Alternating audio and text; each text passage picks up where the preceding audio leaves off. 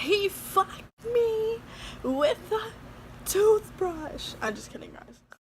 So the story takes place. I was just, barely 18. I was so naive to this world, and honestly, I had a job in Cerritos. And if you don't know, guys, it's a drive from Downey to Cerritos.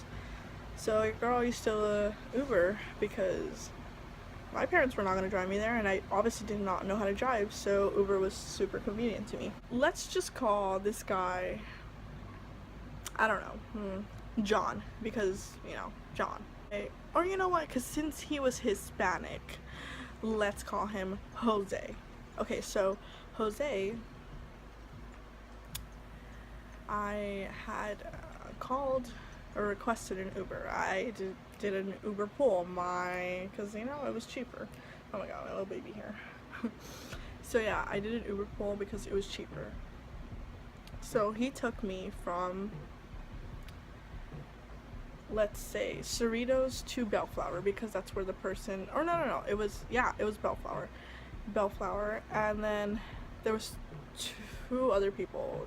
So he took the first one to Bellflower, and then from there to Paramount, because yeah, I live close to Paramount. So yeah, he took the one to Bellflower, and then when he dropped the lady in Paramount, he asked me if I wanted to come in the front, and typically I was like, nah, like I'm fine here. But I don't know why, for some reason, your girl said, sure. So I went in the front, and I needed to go deposit money because your girl had bills to pay, and those bills were charged automatically on my card. Decided, hey, can I switch up my address? And he was really nice in the beginning. He was like, yeah, sure. But when we got to Chase, he was kind of sketchy. This is red flag number one. He said, hey, I won't charge you for like the time, because Uber just charge you for the time and mileage. And he said, I'll take off my, the little meter thing. I'll turn it off. And I was like, okay. And man, I should have thought that through. So yeah, I went and, deposit my check, or give it to the teller. And when I came back, he was outside of his car, which, red flag number two, why would he be outside of his car? So he started talking to me about tacos, and I was like, what kind of conversation would that be if it wasn't tacos, But yeah, and then he was like, oh, have you ever been to TJ? And let me give you a background history. Your girl lives with parents who are undocumented, so I've never been to TJ, So I was like, no, I've never been there. And he was like, what? Like, you've never been to TJ? And I was like, no, I've never been to TJ. He's like, we should go sometime. And I was like, no.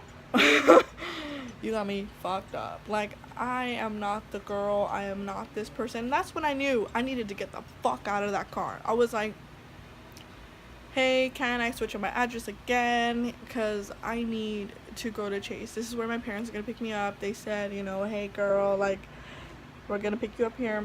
And he was like, why? And I was like, because I have to. I was like, no, you're not going to take me home. You're not going to know where the fuck I live, because that's weird.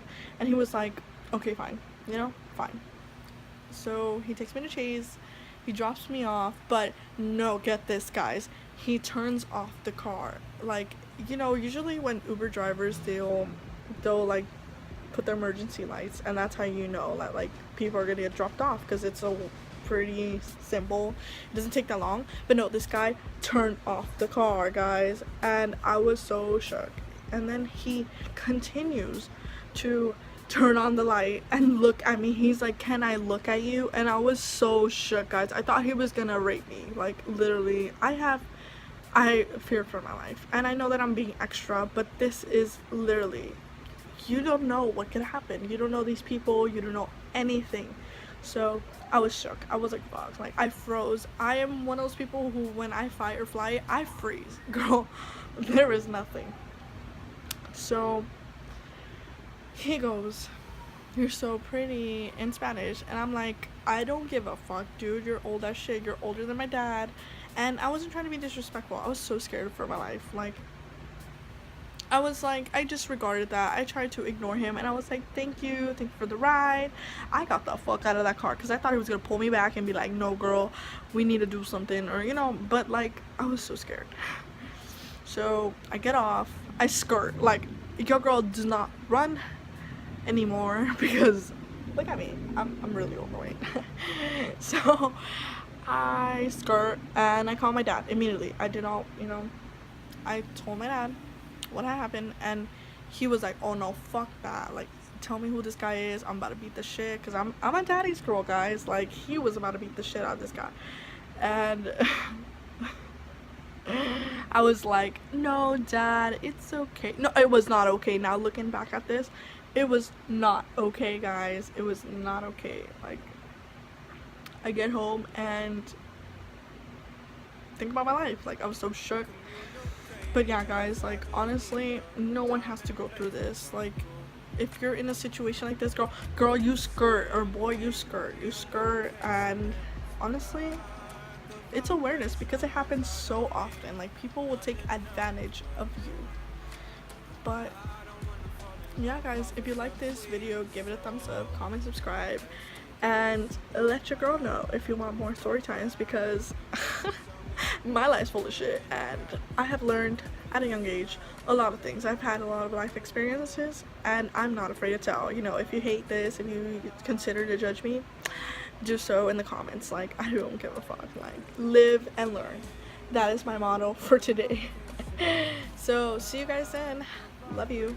I don't need nothing else but you. I don't wanna fall in love off of subtweet, so let's keep personal. I got a lot.